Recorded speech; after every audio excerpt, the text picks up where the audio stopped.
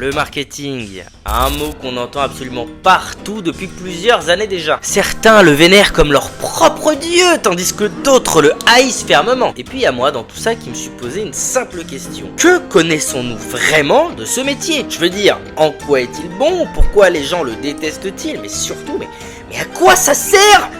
Putain! Et c'est ce qu'on va voir dans cette première vidéo d'une série en 3 parties sur laquelle je travaille activement.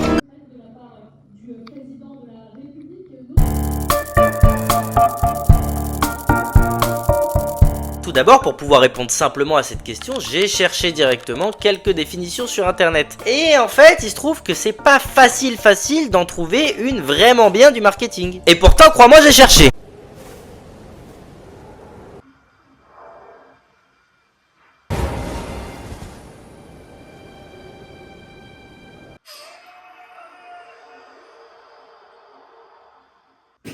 Mais elles ne sont jamais ni complètes ou très claires, en plus d'être assez souvent différentes les unes des autres. On dirait juste que ça s'est passé comme ça au moment de sa création. C'est bon tout le monde, on a enfin réussi à rédiger la définition parfaite du marketing. Elle se trouve dans ce tout petit bout de papier. Bon allez, maintenant mettez-vous en rond, je vais vous donner... Bon, bah puisque je peux pas vous expliquer ce que c'est avec une courte définition Wikipédia, peut-être que je le pourrais avec un peu plus de contexte. Après tout, pourquoi faire simple quand on peut se faire... L'une des premières grosses définitions du marketing fut publiée en 1948 par l'American Marketing Association, qu'on appellera dès à présent l'AMA. Et celle-ci disait... Une seconde, hein.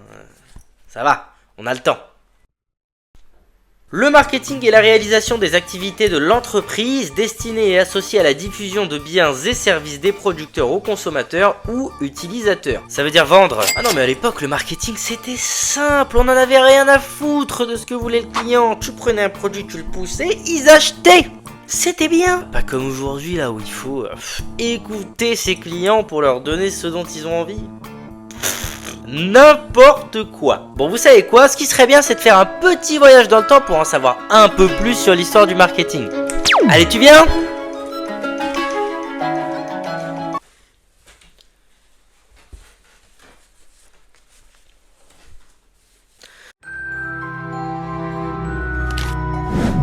Nous sommes dans les années 1920, dans une usine du Highland Park au Michigan. À ce moment-là, les gens n'avaient que peu de pouvoir d'achat. Et c'est là qu'il a apparu, notre sauveur, que dis-je, notre dieu vivant, Henry, grosse voiture, Ford.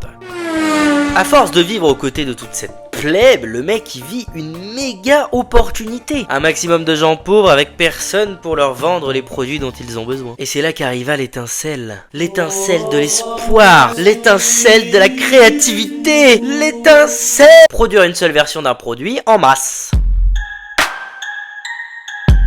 Pas de variante de couleur, de forme ou de confort, tout ça pour automatiser une unique boucle de production, réduisant ainsi tous les coûts presque habituellement basés sur la personnalisation des produits. Et comme le disait le saint Ford de lui-même, les clients peuvent avoir la voiture de la couleur de leur choix, tant qu'elle est noire.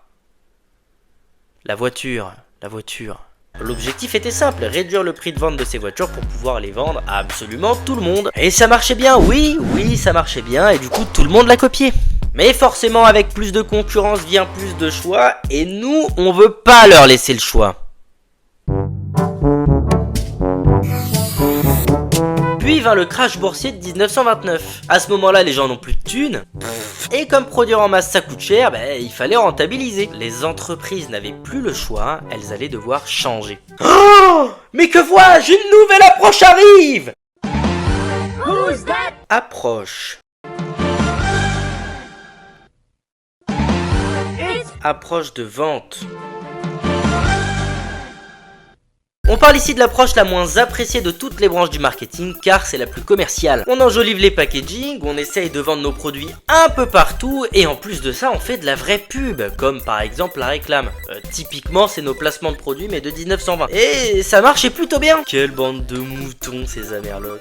D'ailleurs vous avez vu ma nouvelle coque Rhino Shield? Sponsorisez-moi s'il vous plaît. Mais bon faut se rappeler qu'à ce moment là on a toujours de plus en plus de nouveaux concurrents qui vendent à peu près tous les mêmes trucs. Et ça les Les gens, ils aiment pas. Parce que c'est cool, ok, la boîte elle est rose. Mais en vrai, les gens, ils en ont rien à foutre de la tête du packaging. Ce qu'ils veulent, eux, c'est un produit qui soit utile. Et c'est en 1950 qu'apparaîtra le marketing tel qu'on le connaît. Oui, messieurs, un demi-siècle d'attente, bravo. À ce moment-là, ça suffit plus de simplement pousser ton produit vers tes clients via des pubs un peu inutiles. Maintenant, tu veux en créer un que tes clients veulent vraiment, que ce soit par rapport à son confort, son utilité ou son esthétisme. Il faut qu'il donne envie.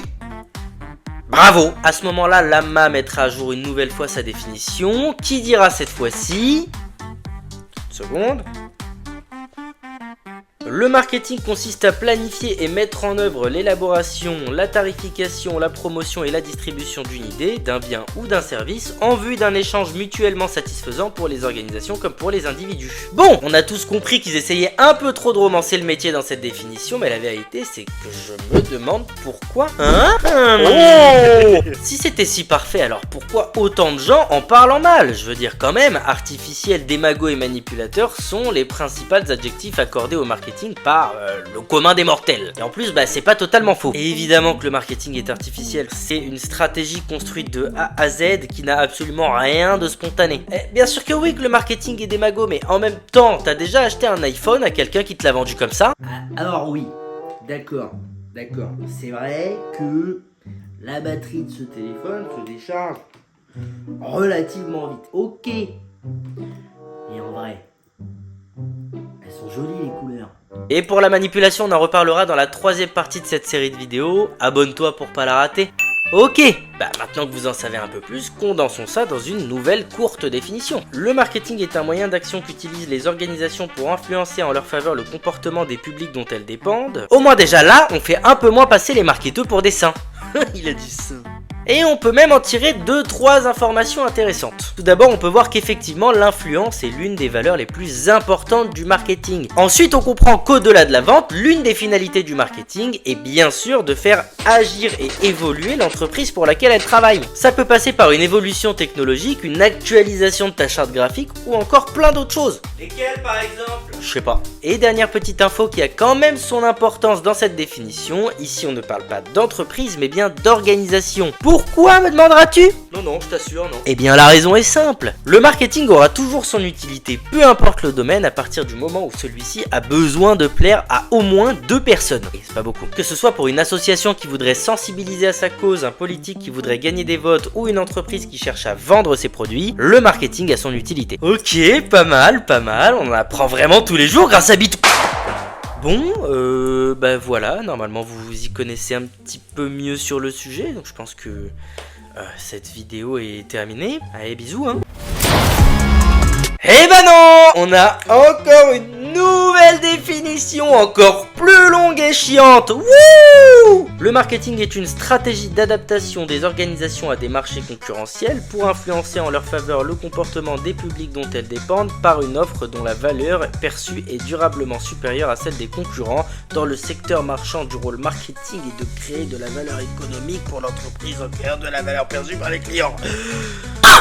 Première chose à noter cette fois-ci, effectivement, une stratégie d'adaptation constante est presque obligatoire quand on travaille dans le marketing, pour une raison simple, les temps changent, les modes et tendances évoluent, et étant donné que tu ne peux légalement forcer personne à acheter tes produits ou services, mon pote, va falloir s'adapter. Aidez-moi! Ensuite, effectivement, l'une des finalités principales du marketing est de créer de la valeur dans la perception de ton produit.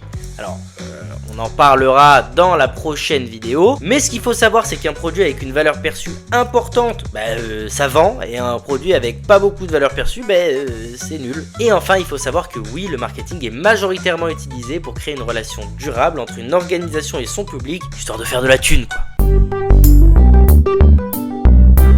Bon allez, cette fois c'est vraiment la fin, au moins maintenant vous savez de quoi vous parlez quand vous citez le marketing, et ça je trouve que c'est plutôt cool. Comme dit précédemment les refs, la prochaine vidéo sera exclusivement dédiée à la valeur perçue, l'arme secrète de toutes les entreprises pour gagner en impact. Les amis, j'espère vraiment que cette vidéo vous aura plu au moins autant qu'il m'aura plu de la réaliser. Si c'est le cas, n'hésitez pas à lâcher un like, un commentaire ou un abonnement, ça fait toujours plaisir. Vous pouvez aussi me retrouver sur Instagram et TikTok pour du contenu plus court sur les tendances, l'actualité et les nouvelles technologies, ainsi qu'en live directement sur TikTok pour parler